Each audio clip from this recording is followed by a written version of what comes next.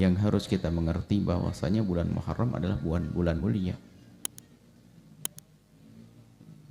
Ada bulan haram, bulan-bulan yang dimuliakan oleh Allah Subhanahu wa taala, di antaranya adalah bulan ini. Dan bulan Muharram ini banyak keutamaan, di antaranya Imam Muslim meriwayatkan satu hadis, afdhalus siyam ba'da ramadhana syahrullahi al-muharram. Sebaik-baik berpuasa setelah bulan Ramadan itu adalah puasa di bulan Muharram seutuhnya. Sepanjang bulan Muharram adalah bulan yang baik untuk kita berpuasa. Akan tapi di antara bulan Muharram ini ada satu hari yang istimewa, yaitu hari yang ke-10, hari yang asyir, yang disebut dengan hari Asyura. Nabi bersabda, ahtasibu Allah ala Allahi ayyukaffira sanata allati qablahu. Dengan puasa di hari Asyura ini, Nabi berharap Allah ampuni dosa masa lalu kita, dosa setahun yang lalu. Jadi ini tanda atau kasih sayang Allah kepada hambanya itu, diantaranya adalah Allah maha tahu hambanya ini banyak salah, banyak dosa. Dosa gede, dosa kecil. Yang paling banyak dosa kecil. Dosa gede susah orang melakukan. Zina jarang, mabuk jarang. Maka kalau orang melakukan dosa gede, tobatnya khusus, harus takut kepada Allah. Dosa-dosa selain dosa besar banyak, kadang tidak kita anggap dosa kadang-kadang, tapi Allah maha kasih. Dosa-dosa kecil itu akan terhapus dengan puasa di bulan, puasa satu hari di hari Asyura, yaitu di bulan Muharram. Maka berusahalah nanti untuk bisa puasa di hari ke-10 di bulan Muharram. Kalaupun Anda ingin berpuasa dari hari pertama nggak apa-apa, akan tapi kami ingatkan, Anda jangan mencari-cari atau bahkan pelan-pelan deh. Jangan terburu-buru nerima berita-berita tentang keutamaan tanggal 1, puasa tanggal 2. Itu bahaya sekali karena banyak riwayat-riwayat palsu tentang keutamaan hari-hari itu. Sudah cukup keutamaan bulan Muharram adalah sabda Nabi dari hadis sahih tadi, afdhalus siyam ba'da Ramadan syahrullahil muharram. Sebaik-baik puasa setelah bulan Ramadan, bulan Muharram. Sudah cukup itu. Anda tidak usah mendengar tentang hari pertama keutamanya begini, hari kedua begini. Itu banyak riwayat yang palsu, takut kepleset kita. Sebab meriwayatkan hadis palsu dosa besar, falyatabawwa maq'adahu minan nar. Menyiapkan diri tempatnya di neraka. Cukup itu hadis sahih. Yang ingin berpuasa tanggal 1, 2, oke, tapi jangan lupa tanggal 10-nya. Dan di tanggal 10 ini adalah Nabi mengatakan hadza yaumu Asyura. Ini adalah hari Asyura. Lam yaktubillahu alaikum siyamahu. Allah tidak mewajibkan kalian untuk puasa. Dulu tanggal 10 Muharram atau 10 Asyura itu dulu puasa wajib, sebelum adanya kewajiban puasa Ramadan. Jadi pernah menjadi puasa wajib bagi umat Nabi Muhammad ini. Akhirnya dihapus dengan puasa di bulan Ramadan. Nabi menjelaskan puasa Muharram sudah tidak, puasa Asyura tidak wajib lagi. Lakinni asum, akan tapi aku berpuasa. Aksum, faman syaa falyasum waman syaa falyaftir, kata baginda Nabi. Ini sunnah, yang pengen puasa kayak aku puasa, yang pengen buka, nggak ada masalah. Artinya bukan sebuah kewajiban. Dan Nabi punya alasan di saat berpuasa di hari Asyura ini. Nabi pernah bertanya, kenapa ini orang Yahudi kok, orang Nasrani kok pada berpuasa di hari tanggal 10 ini, tanggal 10 Muharram ini, kok mengagungkan sekali puasa di bulan Muharram. Kenapa? Karena mereka bersyukur karena Nabi mereka, Nabi Musa, diselamatkan dari kejaran Fir'aun 10 Muharram. Lalu Nabi bersabda, kami lebih berhak untuk mensyukuri selamatnya saudaraku Nabi Musa. Maka berpuasalah bagi Nabi Muhammad di 10 Muharram, Asyura. Nah, lalu bagi Nabi mengajak mereka para sahabat untuk puasa di hari Asyura itu. Cuman para sahabat Nabi itu luar biasa kecintaannya kepada Nabi, niru Nabi, ngikuti Nabi, nggak mau ngikuti orang di luar. Maka para sahabat Nabi itu sangat tahu orang Yahudi Nasrani yang ada di Madinah waktu itu sangat mengagungkan tanggal 10 Muharram atau hari Asyura. Di saat sahabat Nabi diajak puasa oleh Rasulullah hari Asyura, sahabat Nabi janggal, bukan mengingkari, menolak, bertanya-tanya, "Ya Rasulullah, hadza yaumun tu'azzimuhul yahud wan naswar." Ini adalah hari yang diagungkan oleh orang Yahudi dan Nasrani. Ya Rasulullah, engkau ajarkan kami untuk puasa di hari ini, sementara kaum Yahudi dan Nasrani juga puasa di hari ini. Kok nggak enak ya? Kok puasanya sama? Kegelisahan itu harus ada. Seperti halnya kiblat dulu baginda Nabi, kiblat kita ini adalah ke arah Baitul Maqdis. Dan Nabi ada gelisah, qad nara taqalluba wajhika fis sama'i falan walliyanaka qiblatun tardhaha. Nabi gelisah, menanti-nanti wahyu akan dirubah kiblat. Dari Masjidil Aqsa langsung diarahkan ke Masjidil Haram. Sehingga kalau Anda haji nanti, amin, umrah nanti ada menemui masjid kiblatain. Ada masjid 2 kiblat, kiblatnya sana sama sini. Kiblat dulu waktu menghadap Masjidil Aqsa, sekarang Masjidil Haram, Ka'bah. Nah, sahabat Nabi itu gelisah di saat suruh berpuasa, diajarkan berpuasa di 10 Muharram ini gelisah. Lalu Nabi mengajari, tetap kau lakukan puasa di hari Asyura, tapi bedalah dengan mereka. Lalu Nabi mencontohkan, la imbaqitu ila qabilin la asumannat tasi'ah. Kalau aku sampai hidup tahun yang akan datang, niscaya aku akan tambah tanggal 9. Jadi kesimpulannya, Anda boleh berpuasa mulai tanggal 1, tapi jangan lupa tanggal 10-nya. Jangan jadi orang tidak pinter lagi, puasa tanggal 1, 2, 3, 4, 5, 6, 7, 8, 9, 10-nya enggak. Nah, ini ngantuk dia. Yang paling utama adalah 10-nya. Dan setelah Anda bisa tanggal 10, kalau bisa tanggal 9-nya. Kalau tidak bisa, kalau tanggal tidak 39-nya adalah tambah tanggal 11-nya, falyasum yauman qablahu wa yauman ba'dahu aw yauman ba'dahu. Agar berbeda dengan orang Yahudi, maka berpuasalah sehari sebelumnya atau sehari setelahnya. Sebagian mengatakan sehari sebelumnya dipuasai, sehari setelahnya dipuasai. Menjadi berapa? 3. Jadi dengan 3 hari puasa ini mendapatkan keutamaan yang berlipat-lipat. Pertama ada mendapatkan puasa Asyura 1. Yang kedua adalah berbeda dengan Yahudi. Yang kedua, yang ketiga puasa 3 hari. Ada hadis Nabi, dianjurkan kita untuk puasa 3 hari dalam 1 bulan. Nah ini, kalau bisa lakukan itu. Nah ini adalah masalah Muharram dan agungkan bulan mulia ini. Kemudian juga tentu sejarah berbeda dengan tradisi. Kita tidak mencaci apa yang dilakukan oleh orang Yahudi. Kita tidak boleh mencaci yang dilakukan oleh Nabi. Kalau punya kegiatan-kegiatan, urusan mereka. Tidak boleh kita mencaci mengolok. Akan tapi kita punya kekhususan, ciri khas. Termasuk diantaranya, penetapan tahun baru Hijriah ini kan terjadi pada zaman, bulan sebelumnya ada Rajab dan sebagainya, itu ada. Akan tapi penetapan tahun 1 itu pada zaman Sayyidina Umar. Jadi tanggal 1 bulan 1 tahun 1 itu ditetapkan pada zaman Sayyidina Umar bin Khattab. Biar tahu sejarahnya sedikit. Jadi ceritanya para sahabat itu adalah semacam kegelisahan, kok kita tidak punya tanggal khusus, kita punya tahun kok sama dengan orang di luar Islam, bagaimana ini? Lalu kecerdasan Sayyidina Umar dan para sahabat yang lainnya, ayo kita cetuskan tahun baru, tahun 1 tanggal 1 bulan 1. Dimusyawarahkan kita letakkan bulan Maulid atau bulan Ramadan atau bulan ini dan sebagainya. Setelah musyawarah, hasil kesepakatan bahwasanya tanggal 1 bulan 1 tahun 1 ditetapkan adalah di bulan Muharram. Kenapa dipilih bulan Muharram?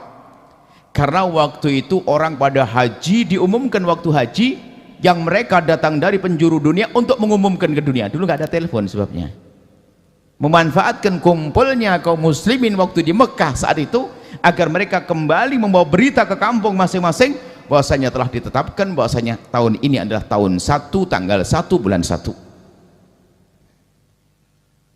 Dalam rangka apa? Dalam rangka punya perbedaan dengan yang lain. Maka ini harus kita jaga, kita uri-uri. Kita boleh menghafal Januari, Februari, kita boleh menghafal bulan-bulan tahun yang lainnya, tapi jangan lupa bulan kita.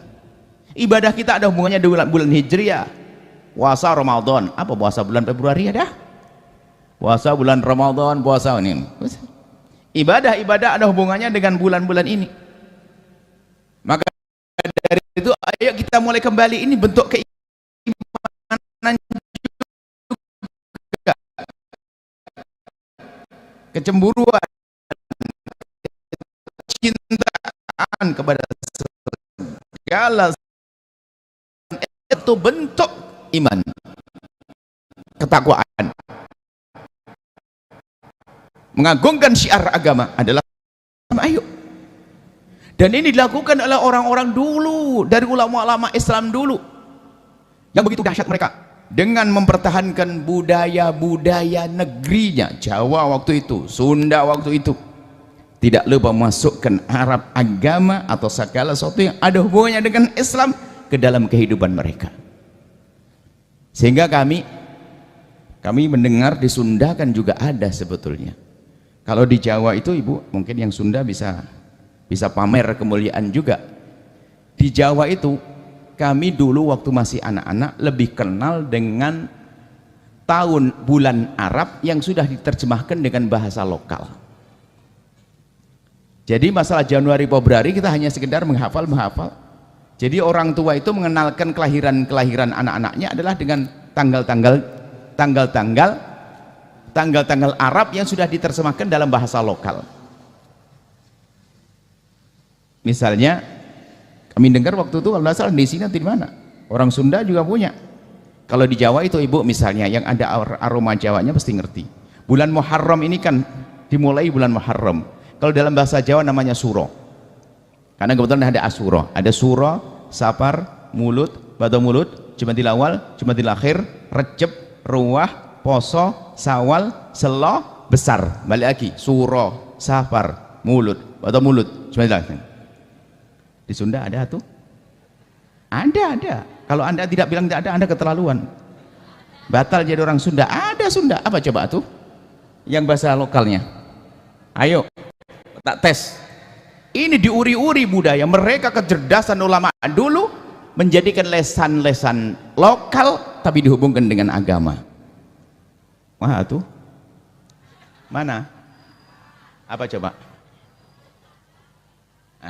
Biar nanti tergugah lo budaya itu ada hubungannya dengan budaya tapi ada hubungannya dengan agama sehingga mereka tidak ketinggalan kesundaannya akan tapi ternyata kecerdasan ulama dulu ternyata mereka sudah dikenalkan dengan budaya Arab, kebiasaan Islam. Sampai dulu kita masih kecil sepertinya saya itu belum terlalu orang langka, orang kuno saya itu masih. Tapi kami masih menemukan nulisnya bahasa Peko, bahasa Latin, bahasa Indonesia, nulis Arab, tulisannya Arab. Masih ada enggak di sini? Jadi kalau kitab ulama dulu lihat kitab Sabil Muntahiyah Syekh Arsyad Al-Banjari dan ada sebagian kitab-kitab itu Abdul Somad Al-Palembangin dan sebagainya itu tulisan bahasa Indonesia tapi ditulis dengan huruf Arab. Itu sorokan biasa. Bahkan yang sayang itu di Jawa sudah pada hilang. Kami menemukan di Sumatera. Kami ke arah, semoga ini orang sananya dengar nih. Kami masuk ke Pekanbaru lalu kita pergi 1 jam 2 jam Pekanbaru, daerah namanya Siak. Dan yang lainnya itu. Jalan-jalan tulisannya pakai tulisan huruf Arab. Huruf Arab. Huruf Arab tentang jalan apa tapi huruf Arab. Sebenarnya itu kecerdasan mereka bahwasanya saya itu orang Islam harus membawa huruf Quran itu ke dalam kehidupan anak-anak kita. Sehingga seandainya nulis Arab ya benar. Sekarang orang anak muslim bikin ra itu dari belakang, gambar. Bukan ra itu begini, enggak, dari belakang karena ngelukis. Karena biasa pakai laptop. Sehingga suruh nulis Arab enggak bisa lagi.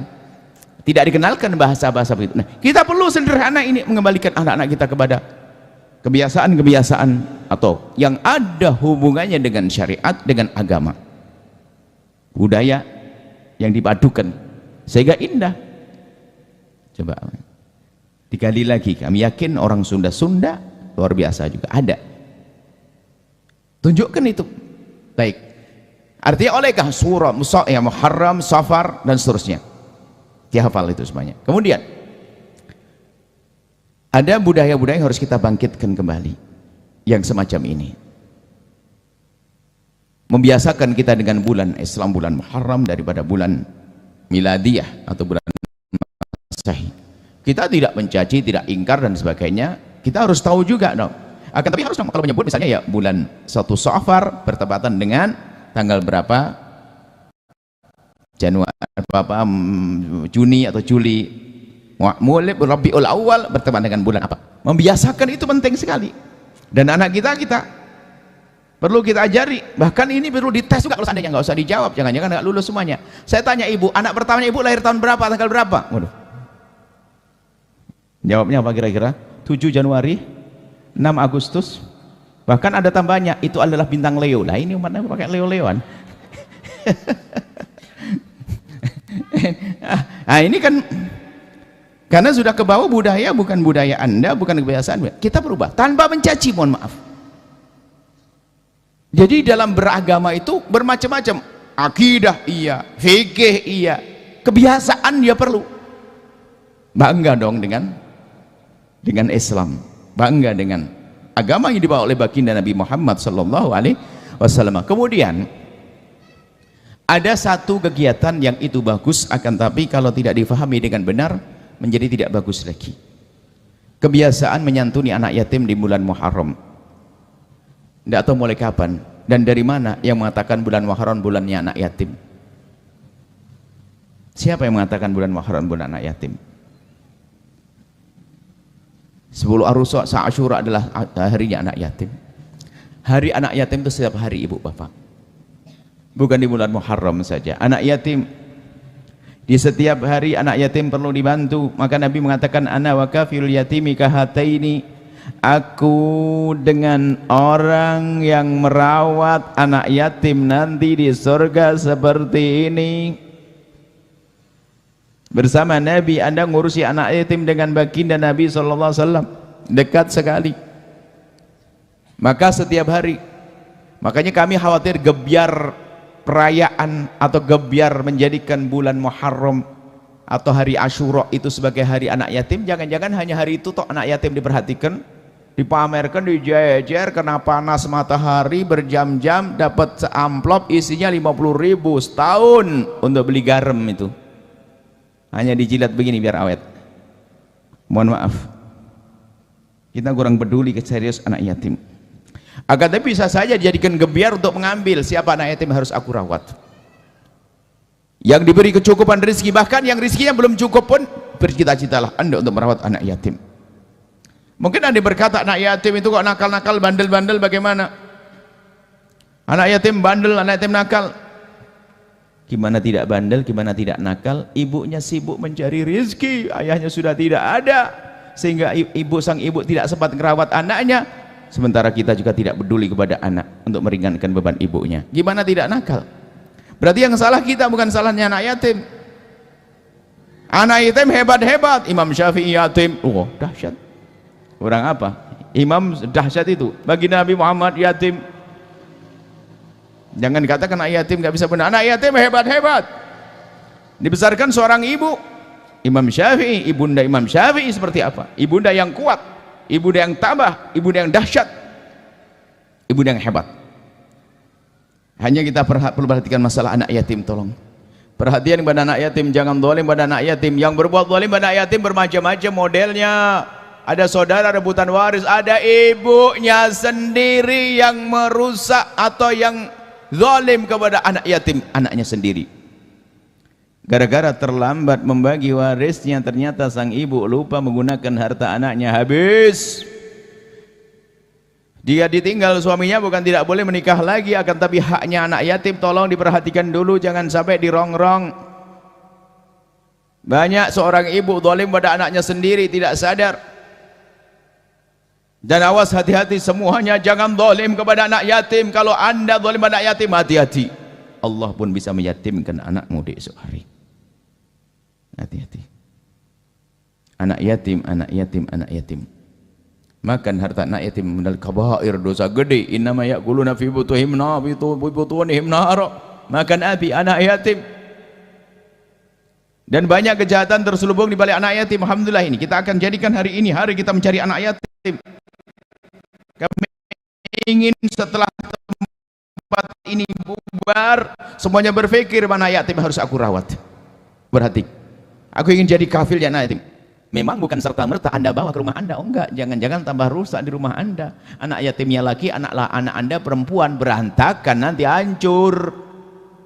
Yang penting ada greget kemauan di hati Anda merawat anak yatim. Anda bisa ambil, cari anak yatim, Anda masukkan ke pesantren yang di situ mendidik mendidik orang dengan benar, Anda biayai. Hari ini lebih mudah daripada Anda bawa pulang ke rumah Anda. Itu banyak anak yatim yang nggak bisa belajar, nggak bisa sekolah. Anda biayai, oh dahsyat.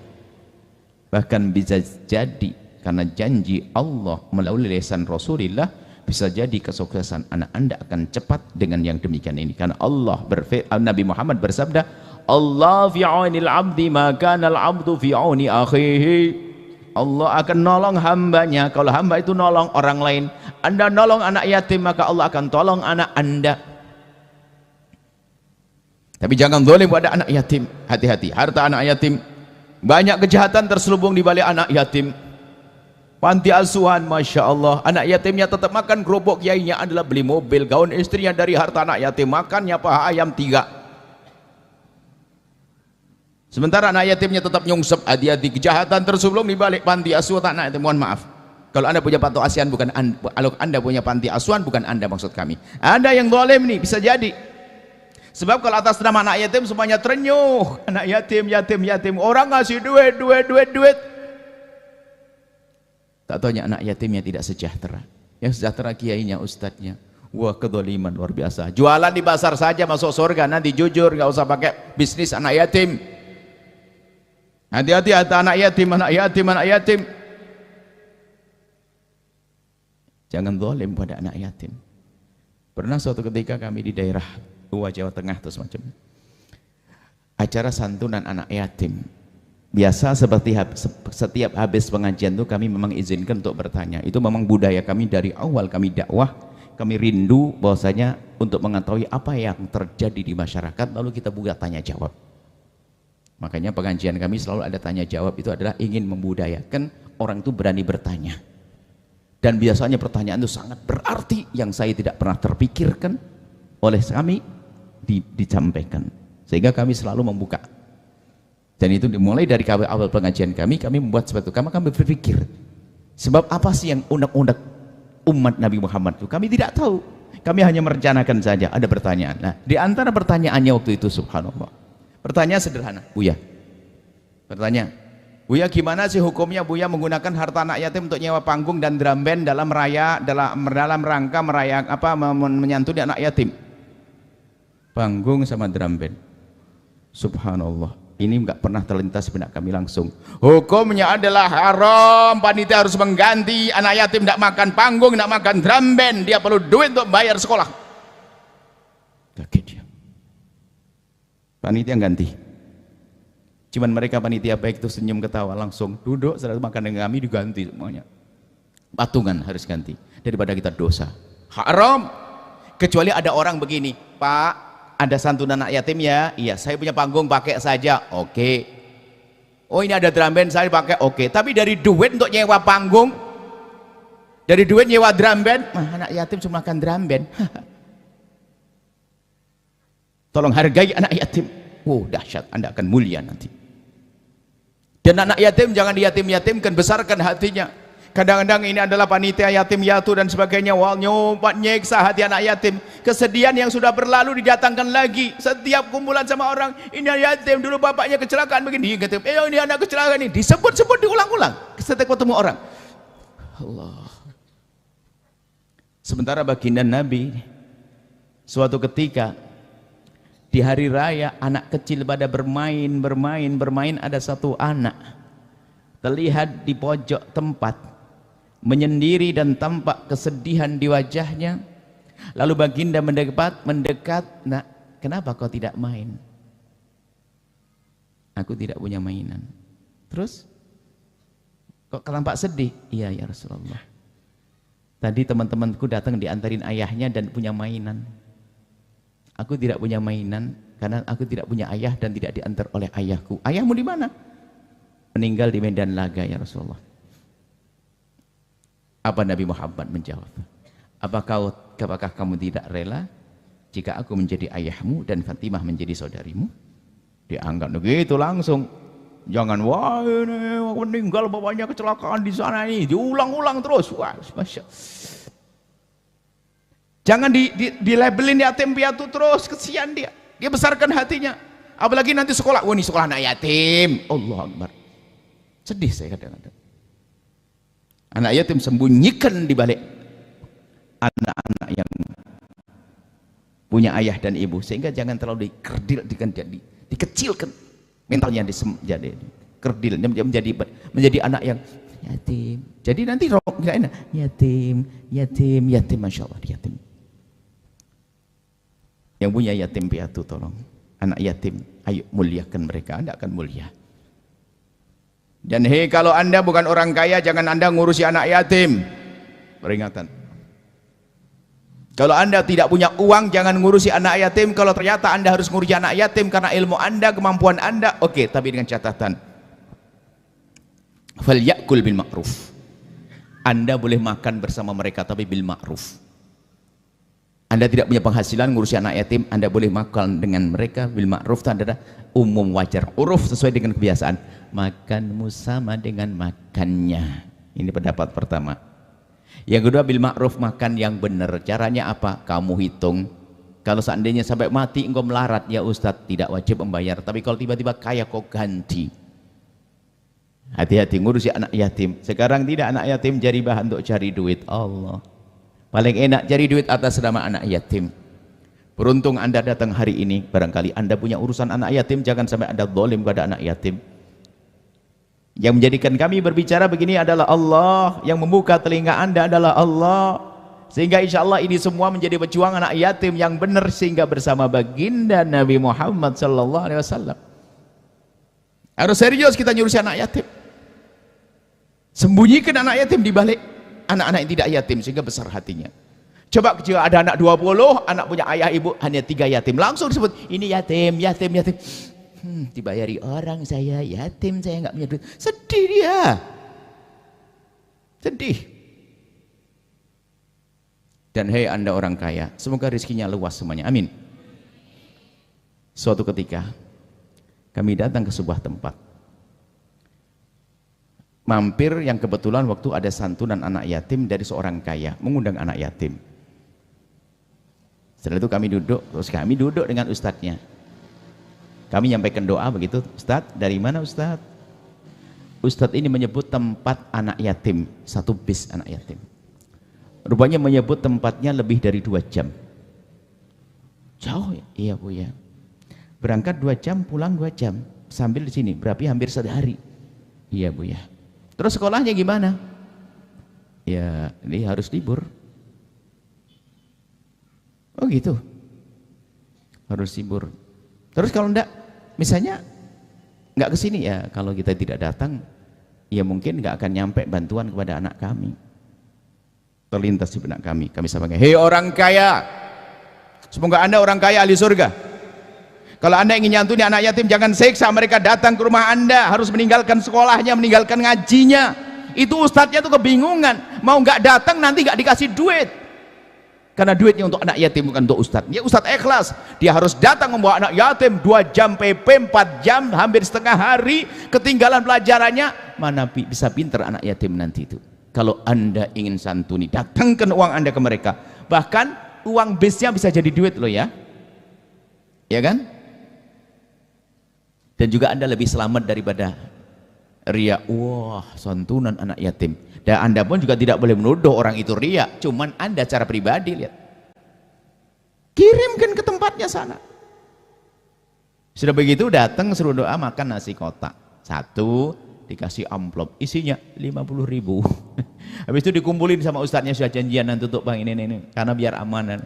50.000. Mohon maaf ini bukan merendahkan, tidak, akan tapi kami ingin mengajari cara terbaik bagaimana memuliakan anak yatim. Datangkan rezeki Anda kepada mereka.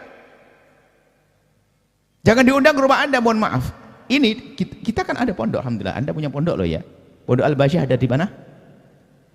Di Sumedang.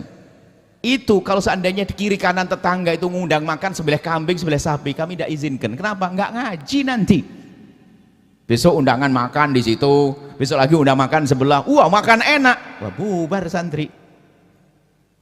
Itu bukan anak yatim ya, itu saja kita tidak rela. Kenapa? Tugas mereka belajar. Kalau Anda ingin ngasih makan, kirim ke pondok. Cuman kita bisa menolak. Kenapa? Bukan anak yatim, tapi kira yang punya panti asuhan bingung kalau ditolak Anda kasih duit, berarti Anda ini menyiksa dia. Ingat, ini nasihat istimewa buat Anda yang ngurusi anak yatim atau Anda yang punya kekayaan.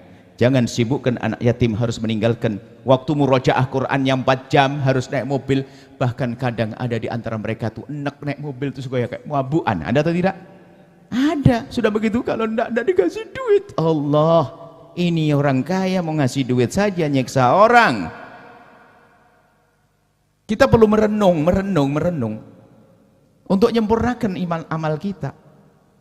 Coba kalau Anda kirim langsung Anda datangi. Kita ada santri, anak yatim banyak tapi tidak kita yatimkan. Tidak ada yang kelihatan anak yatim. Saya jadi ayahnya, sesepuh jadi ayahnya. Enggak ada anak yatim ditampakkan di situ. Cuman sayangnya itu, Anda orang sebanyak ini tidak pernah tahu ada pesantren Al-Bahjah di Sumedang. Anda ini di mana? Barusan saya nyampe ke sana, tempatnya sejuk, enak. Insya Allah nanti kami akan sering ke situ karena cuma 1,5 jam. Habis sholat subuh, baca zikir dan sebagainya. Nanti mau sepedaan. Bapak-bapak harus sepedaan ya, biar awet muda. Boleh bu? Boleh bu ya? Suaminya diasak sepedaan, biar sehat lah. Hari ini hari gampang cepat dirusak. Mobil AC, di kamar AC. Cuman Sumedang dingin nggak pakai AC. Kembali kepada anak yatim. Itulah harapan kami. Anda peduli kepada anak yatim setelah ini dengan cinta, dengan hati. Kadang zalim pada anak yatim, masya Allah. Adiknya sendiri yang yatim dibohongi, hartanya habis. Itu orang daftar sengsara, paling sengsara. Subhanallah, adiknya kecil dibohongi, hartanya dihabisin dan sebagainya. Oh ada, ibunya ngerusak, ada. Sebab semua kejahatan kelas tinggi itu hanya pemainnya, karena setan yang membisikkannya. Lihat. Itulah, jadi kebetulan biasanya kalau hari begini, hari Muharram, orang bahas anak yatim santunan, anak yatim santunan. Tak taunya katanya nyantuni nyeksa. Kadang-kadang dijejer, panjang, panas matahari, masya Allah. Nah.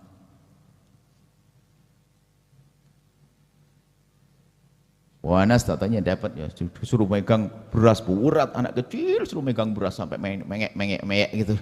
Nah, ya boleh aja tapi jangan diseksa lah. Kalau bisa, bagaimana kita memuliakan anak yatim dan keutamaan besar. Ayo kita peduli hari ini, kita cari. Anda cari anak yatim sebanyak-banyaknya.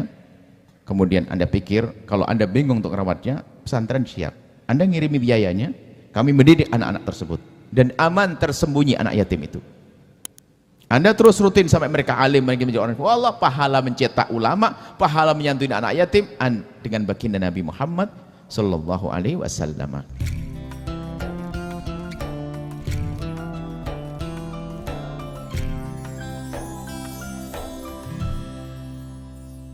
Sahabat Al-Bahjah TV, setelah menyaksikan video ini, jangan lupa bersolawat kepada baginda Nabi Muhammad. Shollu ala Nabi Muhammad. Allahumma sholli alaihi wa ala alihi wa sahbihi.